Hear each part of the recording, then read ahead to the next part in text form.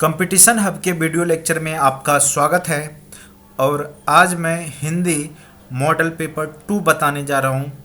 ये पेपर आपको Jharkhand SSC, Jharkhand PGT, चाहे DSSB पीजीटी के लिए या टीईटी सीटीईटी के लिए बहुत ही इम्पोर्टेंट होगा और यहाँ से क्वेश्चंस आपके एग्ज़ाम में आते हैं। तो चलिए वन बाय वन करके मैं क्वेश्चन को पढ़ता हूँ और आपको सुनाता हूँ। सबसे पहला क्वेश्चन है, सुनीता उपन्यास के लेखक कौन हैं? तो सुनीता उपन्यास जो लिखा गया है वो है किनके द्वारा? तो जैनेन्द्र के द्वारा। ठीक है, सुनीता उपन्यास के लेखक कौन है? तो जैनेन्द्र हैं। उसके बाद है दूसरा क्वेश्चन, छायावाद के प्रवर्तक का नाम। तो छायावाद के प्रवर्तक हैं जयशंकर प्रसाद। आप याद रखेंगे, बहुत इंपॉर्टेंट है कि छायावाद के प्रवर्तक कौन है, तो वो हैं जयशंकर प्रसाद। ठीक है, किस रस को रसराज कहा जाता है? तो इसका आंसर, चलिए क्वेश्चन नंबर 3 पे आ जाते हैं। ठीक है, तो यहाँ पे क्वेश्चन है थोड़ा सा, इसमें क्वेश्चन जो है उसका ऑप्शन नंबर डी में, उपयुक्त में से कोई नहीं। ठीक है, तो उपयुक्त में से मैं लिख देता हूँ, स्क्रीन पर लिखा हुआ है। ठीक है, उपयुक्त में से कोई नहीं। तो 3 नंबर का आंसर आपका हो जाएगा। सबसे जो किस रस को रसराज कहा जाता है, तो वह है श्रृंगार रस। किसको रसराज कहा जाता है? तो श्रृंगार रस को रसराज कहा जाता है।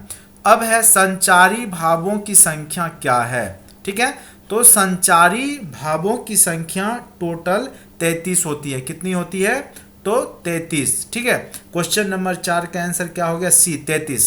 संचारी भावों की संख्या क्या है? 33। ठीक है, तो एक बार बस देख लीजिए, यही सब क्वेश्चन डायरेक्ट आपको पूछे जाते हैं।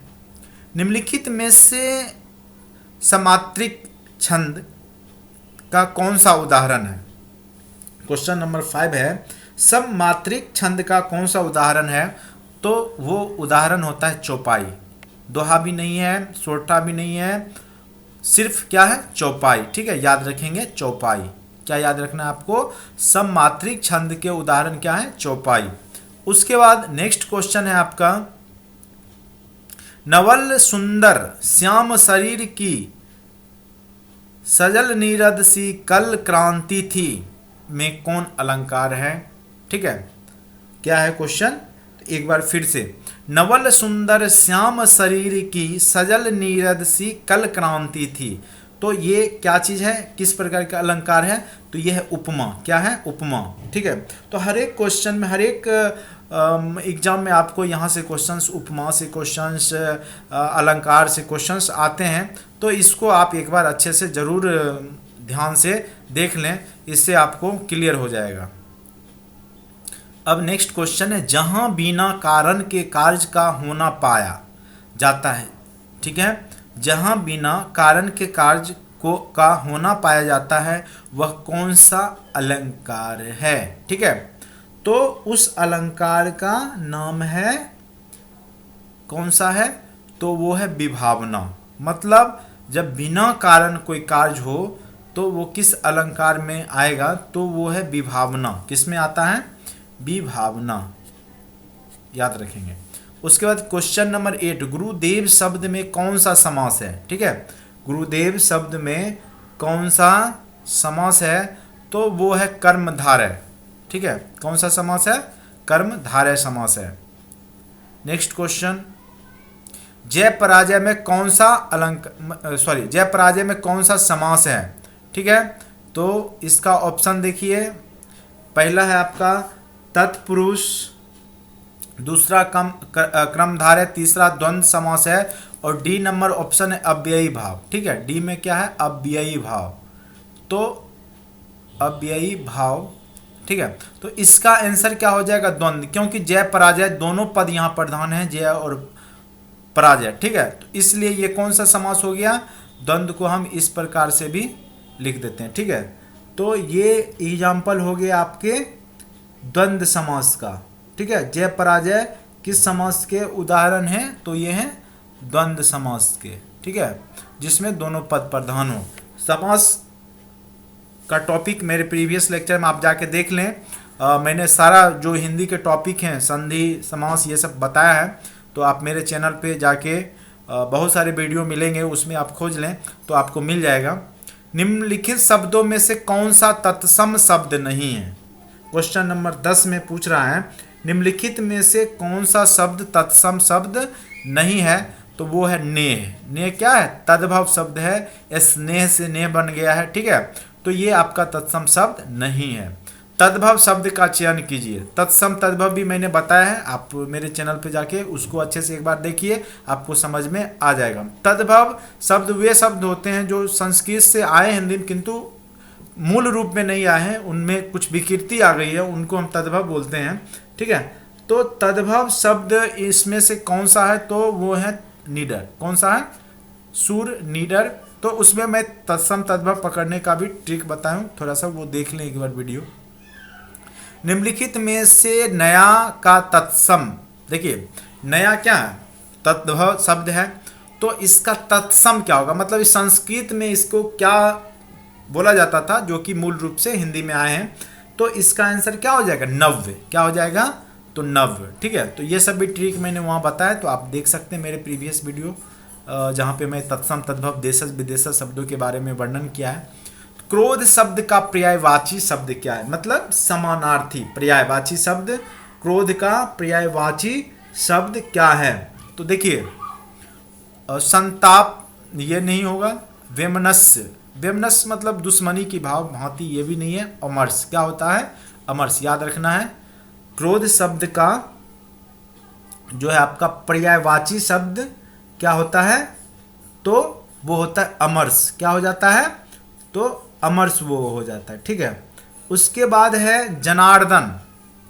जनार्दन शब्द, ठीक है। जनार्दन शब्द किसका पर्यायवाची है? तो जनार्दन भगवान जगन्नाथ, जनार्दन भगवान विष्णु को ही बोला जाता है, ठीक है। याद रखेंगे जनार्दन जो है पर्यायवाची। देखिए ये सब आपको लैंग्वेज पेपर है तो आपको याद करके जाना होगा यहाँ से, ठीक है। इसका कोई ट्रिक नहीं है कि जनार्दन हम कैसे पकड़ेंगे कि भगवान विष्णु।